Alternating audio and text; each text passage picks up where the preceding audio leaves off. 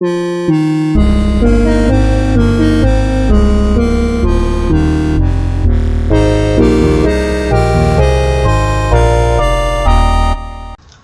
I'm going to talk about is how yesterday Nintendo lost an eShop sale.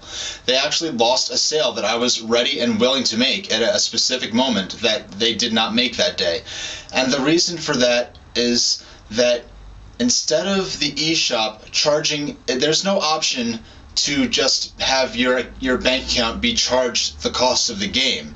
Instead, you first have to add to your balance of money that's in the eShop. You have to do that either with a prepaid card or add funds directly from your bank account. And adding funds to your account, or adding points, if they did a point system this time, it's money. Adding money is good for gift cards, for things like that. But if you just want to buy a game, you would really, the easiest, most intuitive way to do that would be to simply have an option to charge the cost of the game from your bank account. And there's really no reason for it not to do this. The reason being able to simply have the cost of a game charged to your account is, one, it's quicker, and two, having to add the points first makes making impulse purchases nearly impossible. Yesterday I wanted to download, I was going to be on the run, and I just want to download a new virtual console game onto my 3DS.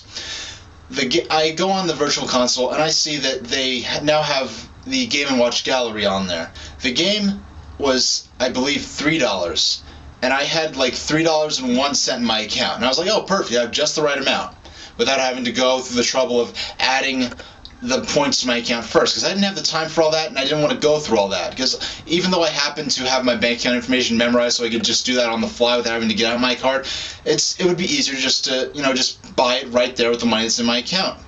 So I go to buy it, and wouldn't you know it, I had enough money to buy the game itself, but they added 25-cent state tax, so I did not have enough money to buy it. I didn't have money to, first of all, I didn't want to go, and I'd have to add a minimum of $5 to my eShop account just to make a 25-cent difference between the amount I have in my eShop account and the amount I need to buy a game. And that's silly in and of itself, because you have to add a minimum of $5. You have to add money to your eShop account in minimum $5 chunks, and because of that, a useless remainder of money builds in your eShop account that's really hard to get rid of. Like, for instance, on my Wii with the Virtual Console, I've had like maybe 200 or 300 points lingering in my account for years now, because there's simply nothing I could do with it. I have to add points in chunks, and so when I get what I want, there's this remainder left over that I have nothing to do with.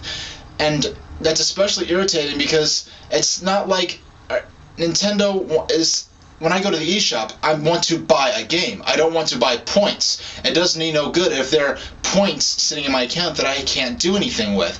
Nintendo, and the thing is, once you buy those points, Nintendo's made their money. They don't care if you buy a game with those points or not. So it feels unfair to me as a consumer that I have to add money. I have to add more money than I'm even intending to spend to my account. And furthermore, that money, a certain portion of it, will be lingering in this unusable difference in my account for who knows how long. Let me talk about the Virtual Console. I know Nintendo's been pretty good. They've been releasing games, first and third party games. They've all been Game Boy games so far.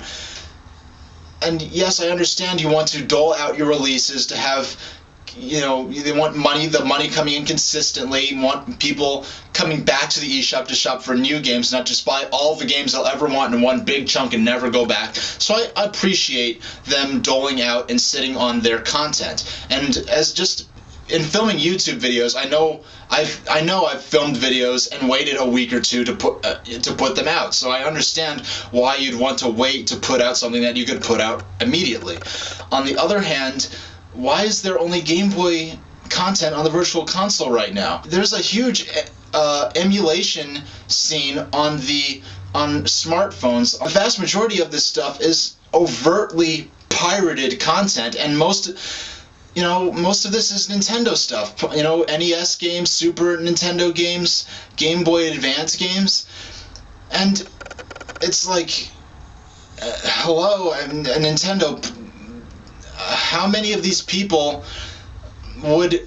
It's like with the iTunes. When iTunes came out, a lot of people were pirating music, and a lot of those same people were willing to buy them if there was a simple way to buy them legitimately and download them that way. So the fact that there's NES games and Super NES games and N64 games, to me that should be like a no-brainer for the 3DS. And even if you do dole those games out, why isn't Super Mario Brothers downloadable? Why isn't Super Mario Brothers 3, Super Mario World, all those, at least a dozen of the staples from all those systems combined, not just a dozen from each system, just a dozen between the NES, Super NES, and N64. There should be at least a dozen of those staples out right now. It would make the eShop a much more compelling thing and make the 3DS a lot more interesting. As for the eShop itself, I feel like the fact that I can't just look at 3DS downloadable games by themselves, like the eShop is including 3DS content, 3DS exclusive games, and the entire library of eShop games. And there's no problem with the eShop games being there. That's a good thing. But the fact that I can't right as of me filming this, I can't just shop just for 3DS downloadable titles. All the DSi Ware eShop, all the DSi Ware stuff is mixed in with that, and that makes me feel like Nintendo is using the eShop to create a false image of there being a better selection of. Yes, there's eShop content. Yes, the DSi Ware is considered eShop content in Nintendo's terminology, but that doesn't equate to there being a lot of 3DS stuff. For instance, I saw a category in the eShop called Use the Nintendo 3DS Camera, and the only games I saw in there, I believe, are Nintendo DSi Ware games, and that's deceptive to me because that's not using the 3DS camera to me. That's using the DSi camera. So, and then when you look at the categories themselves, not only are they different, but they keep changing. For instance, what might be called puzzle games one week might just be called puzzles the next, and have completely different art to go with it. And look at this. We have this bizarre artwork. I don't know if this is from some DSi Ware game I don't know of, or if it's just some stock, some clip art Nintendo license, or what. But we have a horse and an alligator in boxing gloves. Now, what is that supposed to be? Is it like for boxing sims? It's just really weird. This weird art that's from no particular game, and these mixed messages. And what is it? Multiplayer games. That could have been sports games, it could have been competitive games, it could have been cartoony games, that could mean anything, and like animals in boxing gloves, and then the next game we go from a category here, multiplayer games, and this is multiplayer games has had several different artwork on it. So if they want to make this easy to find, adding different artwork is not the way to do it, and changing up the artwork, and not only the artwork, but where it is in the lineup of the icons here. Next we have House, and the first thing I think of, especially with Netflix being on there now, can you download House episodes? No, it's for a House game. So go from a category to a specific title. And then next we have the Virtual Console, and then we have puzzles, like I was saying, like the art and the terminology of this has changed a couple of times, I believe. Next we have a Viking with a sword and like a dragon, and could it be medieval games, action games? No, it's role-playing games. Next we have a picture of a baseball. Get your sports on. I mean, a couple of weeks ago there was one called Get Your Tennis On, and the only games on there was tennis for the Game Boy Virtual Console, and some tennis game for DSi Ware. Electroplankton series. It's good that I actually do have. I'm gonna get up and grab it right now. Where is it? Yeah, here we go. I actually have Electroplankton, the actual retail Nintendo DS game. It was a cool game. It was only released online, and they sold it at retail at Nintendo World, and that's where I purchased this copy.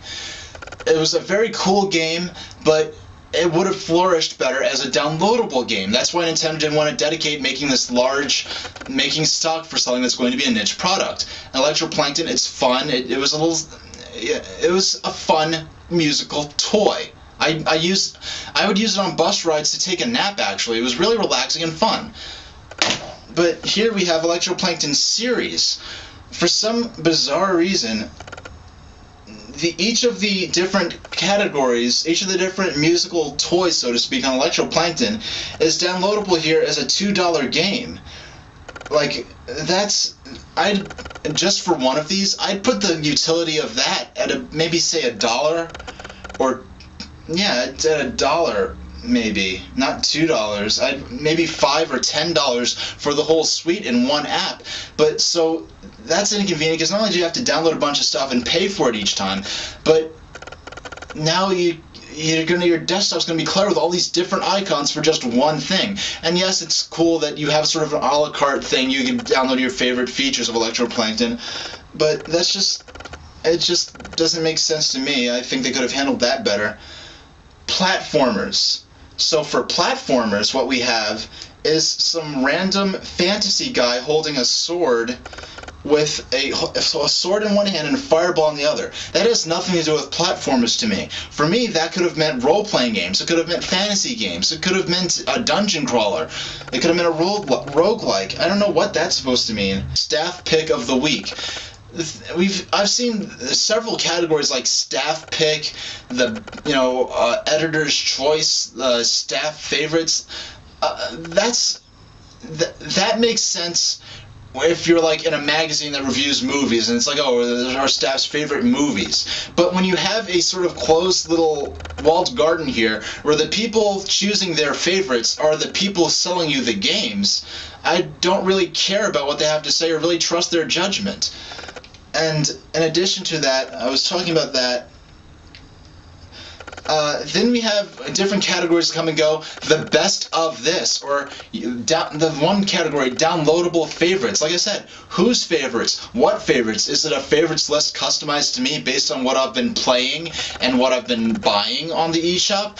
It's just some random selection of games. And to further talk about me concerned about masking the lack of game selection at this point, we have all these categories. Some of them don't make much sense. Now we have Pokédex 3D, a standalone title once again, which they have quite extensively advertised in banner ads, by the way. But we have these different categories, and the same games appear in different categories. So I'll look on 3 different categories and see the same games like several different times. So we have brain games, and I guess these are supposed to represent neurons. Defend Your Turf, I'm supposing these are tower defense games. Games in stores. It's hard to really see what's. Yes, you could look in the virtual console and see new virtual console stuff, but I want to see like, oh, are they new trailers up or things like that? And I guess that's going to be handled by the Nintendo Video thing that's not out yet in the US. Nintendo eShop coming soon. And another thing I want to mention, very inconvenient. At the bottom here, we see the balance. My balance is $3.09, and that's fine when you're looking through the category. When you're looking at a category, and you know it's a category. So, but when you're scrolled over a title and you see $3.09, the first split, you're inclined to think that that's the cost of the title. Like now that I'm looking here, baseball, $3.09. It says balance $3.09, but why have that there? Put that somewhere else. Like, and I'm scrolling through here and it says $3.09 on all of them because I'm looking at the top screen with that big banner art to see which title it is. So, and the first dollar amount I'm going to see is my own balance, and that's a bit disorienting. Last video, I made a joke category with a bunch of, what was it called, like filibuster cockerel, editor's least disliked, or something completely ridiculous, just to show what I felt about the eShop categories. And that was a complete joke. But now I look on here, and we have, sports games, puzzle games, role-playing games, platforming games, Deuce's Picks. We have a picture of a dog. Deuce's Picks. Who is Deuce? And we have the icon of a picture of a dog.